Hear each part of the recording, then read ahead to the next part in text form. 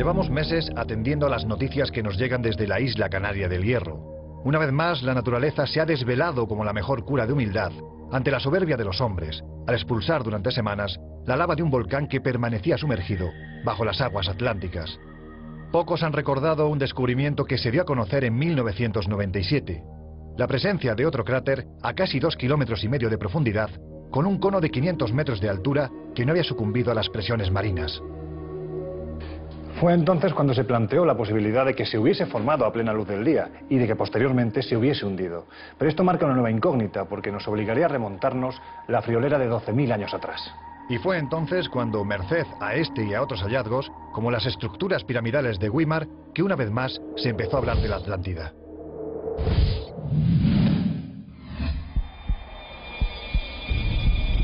En el año 1997 se produjo un sorprendente descubrimiento en las costas de Fuerteventura, tanto como para ser recogido por los medios de comunicación locales, tanto como para reabrir el viejo debate de si las Islas Canarias formaron parte en un tiempo remoto de un supercontinente ya desaparecido. Bueno, en las playas de Jandía, en Fuerteventura, después de un potente temporal de mar, se hallaron varias rocas rojizas, talladas, muy extrañas para la zona, que sugerían, por las dimensiones y la ubicación, que podían haber formado parte de columnas o de los muros de algún tipo de templo o de edificación que estaba justo en esa línea de costa. Si dichos restos perteneciesen realmente a alguna ciudad sumergida, nos veríamos obligados a remontarnos al tiempo en el que dichas estructuras estuvieron sobre la superficie, es decir, 12.000 años atrás, precisamente la época en que Platón ubica al mítico continente.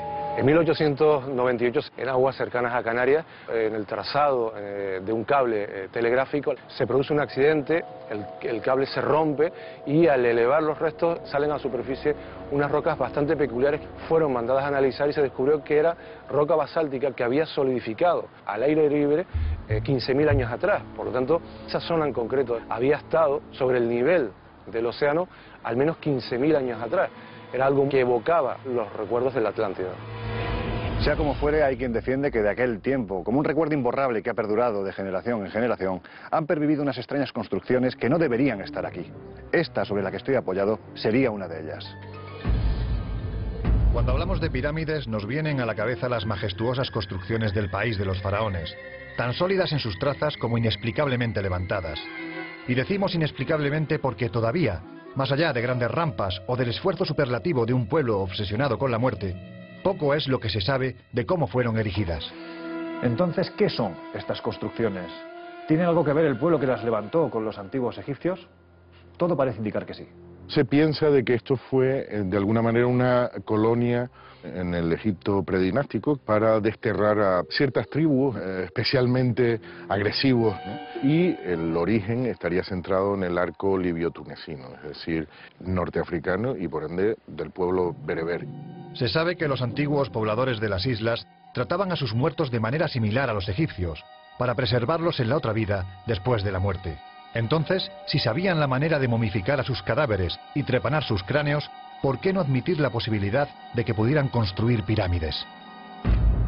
Los arqueólogos locales piensan que son majanos, que es una práctica muy común aquí en Canarias. Es muy importante despedregar los terrenos, acumular todas las piedras que te incomodan, ponerlas todas en un majano, un mollero, lleva varios nombres, y así te queda el resto de los terrenos libres para la agricultura. Cuando se arregla una huerta, se sacan las piedras grandes, con esa piedra se hacen un doble muro y se rellena de cascajo, que es la piedra chiquitita, se rellena por dentro, con lo cual se constituyen muros como los que podemos ver aquí y que van a contener la tierra. Estas pirámides, si eran agrícolas, tenían que estar llenas de piedra y cascajo. Resulta que esa pirámide atravesada, la última pirámide que está encima de la pirámide chiquitita, estaba llena de tierra fértil en el centro. Sea como fuere, dichas construcciones, sea lo que sean, están aquí, cumpliendo una u otra función. Y posiblemente, de todos los conjuntos, el mejor conservado sea el del Valle Tinerfeño de Weimar, tan visitado como criticado, tan sorprendente que aquí la duda ofende. El desaparecido Emiliano Bettencourt tenía una documentación de su familia donde se daba conocimiento de estas construcciones piramidales.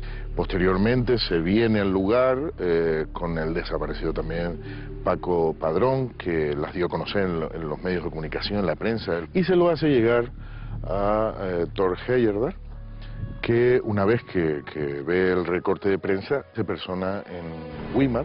Y Thor Heyerdahl, bueno, entiende en aquel momento que en Canarias podía estar la pieza de un rompecabezas vinculado con sus teorías difusionistas, según la cual, bueno, el contacto entre los continentes era posible a través del mar, ¿no?, a través del océano. Canarias estaba en esa ruta, pero hacía falta, digamos, algo mucho más evidente, y las pirámides, digamos, que ofrecían ese elemento que él estaba buscando. Thor Heyerdahl, que era un antropólogo noruego, opinaba que eran construcciones hechas con un propósito, debido a detalles constructivos que muestran las pirámides. No llegó a pensar que eran los guanches en sí, sino alguna otra civilización de paso por las islas.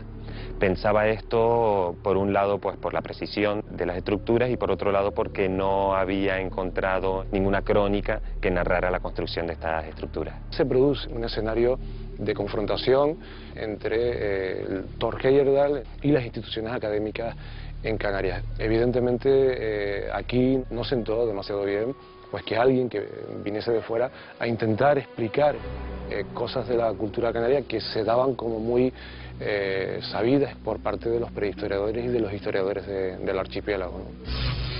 Hoy recorremos este conjunto arqueológico perfectamente conservado, el último regalo que nos hizo el gran explorador Thor Heyerdahl, porque quizá fue su instinto el que permitió que al menos aquí estas estructuras, sean lo que sean, se hayan preservado. El parque hoy ocupa 65.000 metros cuadrados gracias a la intervención de la naviera Fred Olsen, que invirtió en su momento más de 1.000 millones de pesetas para salvar el lugar. Y aún así, a ojos de la arqueología nacional no ha surgido ningún elemento que permita afirmar que estas supuestas pirámides son objetos de interés arqueológico.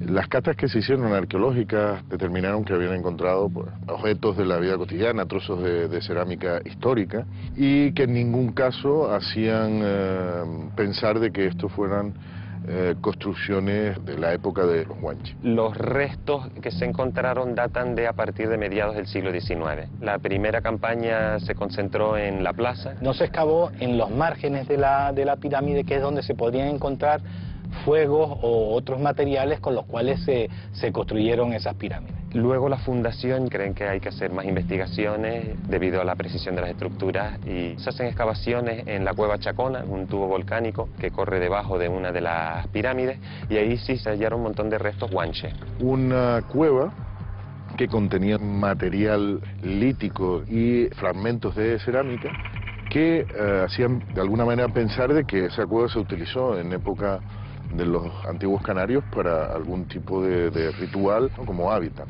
No obstante, datar los restos encontrados en la cueva no es datar las pirámides, por lo que los responsables del parque en el año 1999 permitieron que se realizaran nuevas excavaciones.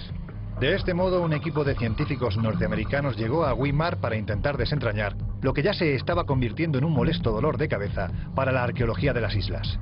Se realizan excavaciones tanto en la cueva como en el yacimiento en sí. Se hace una cata dentro de una de las estructuras. No llegan a encontrar nada que se preste para datar. Las conclusiones a las que llegaron es que estas piedras con las que están hechas estas construcciones no son del terreno. Están traídas de una cantera que hay cerca de aquí, a 4 kilómetros, con lo cual esa teoría que habla de que fueron producto del amontonamiento para labores agrícolas queda de alguna manera invalidada. Sin embargo, como ya ocurre con otros pueblos del pasado, la certeza o no de que se traten de pirámides levantadas a conciencia y con un fin ritualístico, una vez más nos la han dado las estrellas. Estábamos hablando de arqueoorientaciones a movimientos del sol, de la luna, de las estrellas, al estilo de los templos mesoamericanos, de los templos egipcios. Los astrónomos prácticamente redujeron la orientación arqueoastronómica del complejo a dos, solsticio de verano y solsticio de invierno, con especial importancia en el solsticio de verano. Si no se conoce las festividades más importantes dentro del mundo de los antiguos canarios, tal vez se ande un poco perdido, ¿no? Lo que se hacía el 21 de marzo era llamar a los espíritus de los antepasados que venían de ese otro mundo, el más allá, el Luyet para ellos, era un mundo de transición, donde se les llamaban para que vinieran a ayudarnos en las labores agrícolas y ganaderas, ¿no? Y al 21 de junio, solsticio de verano, se les despedía. Hoy en día es uno de los grandes atractivos del parque, es decir, venir durante los días del solsticio a contemplar un fenómeno muy particular, que es una doble puesta de sol, en el que la cordillera funciona como un marcador geográfico con respecto a las propias estructuras y su eje principal. He discutido frecuentemente con mis colegas arqueólogos sobre la posibilidad de que los alineamientos astronómicos fueran casuales. En particular, el fenómeno de la doble puesta de sol, cualquiera que haya estado en Weimar en el momento del solsticio de verano, se puede dar cuenta de que ese fenómeno es difícilmente asumible como casual. Tal vez en este lugar pudieron existir estructuras piramidales como estas, mucho más antiguas, pero que tenían esa orientación, y que los agricultores lo que hicieron fue construir sobre lo ya construido, imitando formas y orientaciones. Es una hipótesis sugerente que de momento no debería de ser descartada. ¿Quién levantó las pirámides? ¿Con qué finalidad? ¿Se trata de simples amontonamientos de piedras, de construcciones de agricultores con mucho tiempo libre?